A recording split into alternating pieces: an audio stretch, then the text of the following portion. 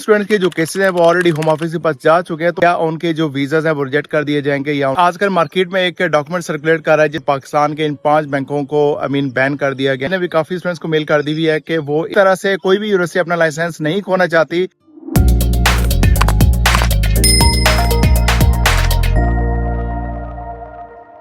मैं मौजूद हूँ पाकिस्तान में और इस टाइम ये वीडियो मैं रिकॉर्ड कर रहा हूँ जी दरिया झेलम के बिल्कुल किनारे पे। ये शाम का व्यू है जी इस टाइम।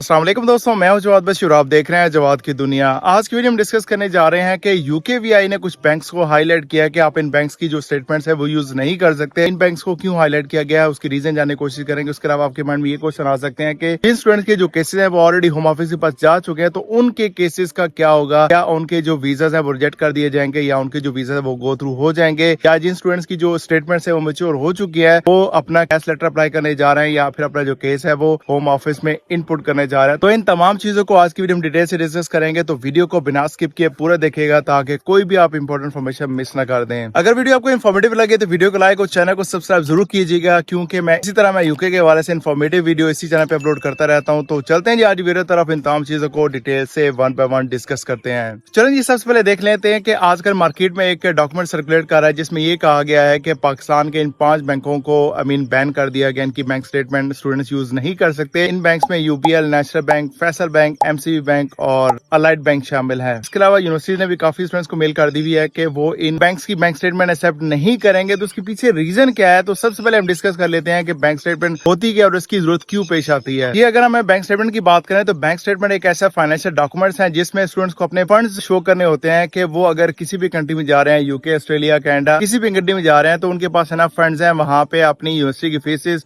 और तमाम एक्सपेंसेस को इजीली मैनेज कर पाएंगे। एक्चुअली हमें बैंक स्टेटमेंट की जो जरूरत है वो 2 जगह पे होती है। फर्स्ट, जब हमने यूनिवर्सिटी से अपना कैश इशू करवाना होता है, देन हमें बैंक स्टेटमेंट चाहिए होती है। सेकंड, जब हमने अपना वीजा फाइल करना होता है एम्बेसी में, देन हमें बैंक स्टेटमेंट की जरूरत पड़ती है। तो बेसिकली ये 2 जगह जहाँ पे आपने अपनी बैंक स्टेटमेंट को शो करना होता है। अगर हम इसकी बैकग्राउंड की बात करें तो उसमें हुआ क्या है कि स्टूडेंट्स की जो बैंक स्टेटमेंट है वो मैच्योर नहीं होती या फिर उनकी जो बैंक स्टेटमेंट है फंड शो नहीं हो रहे होते। तो इसमें क्या करते हैं कि स्टूडेंट्स या फिर उनके जो कंसल्टेंट होते हैं उनकी जो स्टेटमेंट्स है उनको एडिट करते हैं और एडिट करने के बाद उनकी जो डॉक्यूमेंट्स होते हैं वो यूनिवर्सिटी को या फिर एम्बेसी को भेज दिए जाते हैं। जब इनके डॉक्यूमेंट्स से एम्बेसी में गए तो जब उन्होंने वेरीफाई किया उन्होंने रेलेवेंट बैंक से, जिन बैंक की तरफ से वो जो स्टेटमेंट थी वो सबमिट की गई थी, तो उस पे उनको वेरीफाई नहीं किया गया, जिस वजह से उन्होंने इन 5 बैंक्स को हाईलाइट किया गया। अगर इन बैंक्स की बैंक स्टेटमेंट यूज की जाएंगी तो आपका जो केस है वो डाउटफुल हो सकता है। तो बॉटम लाइन ये है कि इन स्टूडेंट्स की मिस्टेक की वजह से बैंक्स है वो भी इस लिस्ट में आ चुके हैं जिनकी बैंक स्टेटमेंट को यूज किया गया है। दोस्तों के मन में ये क्वेश्चन आ सकता है कि हमारी जो बैंक स्टेटमेंट है वो मैच्योर हो चुकी है,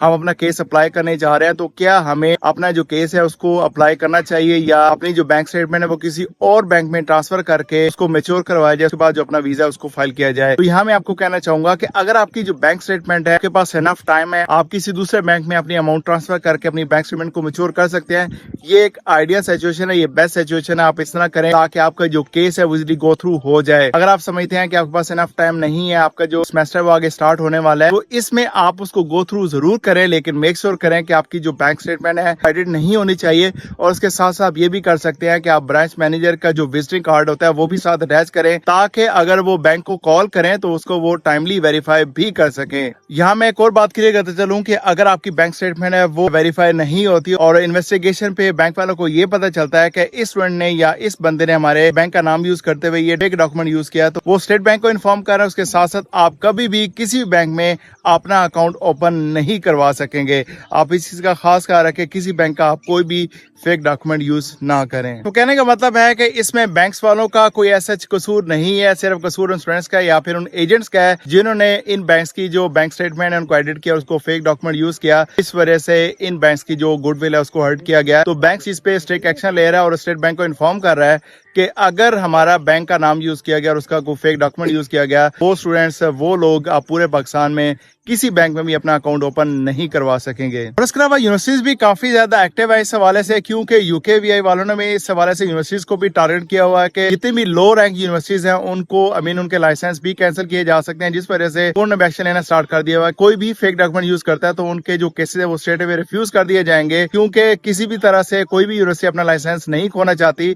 तो इस हवाले से भी आप मुहतात रहें, क्योंकि इससे बहुत ज्यादा चांसेस है कि कहीं भी अगर उनको डाउट फील हुआ तो आपका जो केस है वो रिफ्यूज हो जाएगा और और इसमें आपको 10 ईयर्स का बैन का भी सामना करना पड़ सकता है। यहाँ पे एक बात क्लियर हो चुकी है कि इन बैंक्स को बैन नहीं किया गया, बल्कि उन स्टूडेंट्स की वजह से इन बैंक्स को हाईलाइट किया गया कि अगर कोई भी स्टूडेंट फ्यूचर में इन बैंक्स की बैंक स्टेटमेंट को यूज करेगा तो उनका जो केस है वो रिफ्यूज हो सकता है। अगर यूनिवर्सिटीज की बात करें तो कुछ यूनिवर्सिटीज ने इन बैंक्स को स्ट्रेट अवे बैन कर दिया गया, तो उसमें आप लोग कुछ नहीं कर सकते। हर यूनिवर्सिटी की अपनी पॉलिसी होती है, वो किस बैंक की बैंक स्टेटमेंट एक्सेप्ट करती है, किस बैंक की बैंक स्टेटमेंट एक्सेप्ट नहीं करती, तो इस हवाले से आप कुछ नहीं कर सकते। अगर आप यूके का भी वीजा प्रोसेस स्टार्ट कर रहे हैं तो मैं आप लोगों को ये सजेस्ट करूंगा कि आप इनमें से किसी बैंक की बैंक स्टेटमेंट यूज ना करें। इसके अलावा आप किसी और बैंक की बैंक स्टेटमेंट यूज कर सकते हैं ताकि आपका जो केस है वो वीक ना हो, आपका जो केस है वो इजिली गो थ्रू हो जाए। लास्ट में आप दोस्तों को मैं ये सजेस्ट करूंगा कि आप अपना जो केस है वो फाइल करने का प्लान कर रहे हैं तो आप इन बैंक्स को अवॉइड करें। सेकंड, अगर आपके लिए पॉसिबल है तो आप जितने भी आपकी अमाउंट है वो किसी दूसरे बैंक में ट्रांसफर करके वहां पे अपनी बैंक स्टेटमेंट को मैच्योर करें। उसके बाद अपना जो वीजा है वो फाइल करें, क्योंकि इन बैंक्स को हाईलाइट किया जा चुका है और खुदा ना खास्ता आपका जो वीजा है वो रिफ्यूज ना हो जाए। तीसरी चीज ये है कि अगर आप समझते हैं कि आपका डॉक्यूमेंट है वो फेक नहीं है, उनको वेरीफाई किया जा सकता है, तो इस वजह से आप बिल्कुल भी परेशान ना हो, आपका जो केस है वो गो थ्रू हो जाएगा। दोस्तों ये तो कुछ इन्फॉर्मेशन है उन बैंक्स के हवाले से जिन बैंक्स को हाईलाइट किया गया है यूके वे की तरफ से। अगर आप कमेंट बिल्कुल कर सो तो वीडियो के कमेंट सेक्शन में या फिर आप इंस्टाग्राम पे कॉन्टेक्ट कर सकते हैं। मिलते हैं एक नई इन्फॉर्मेटिव वीडियो के साथ, तब तक के लिए अल्लाह हाफिज।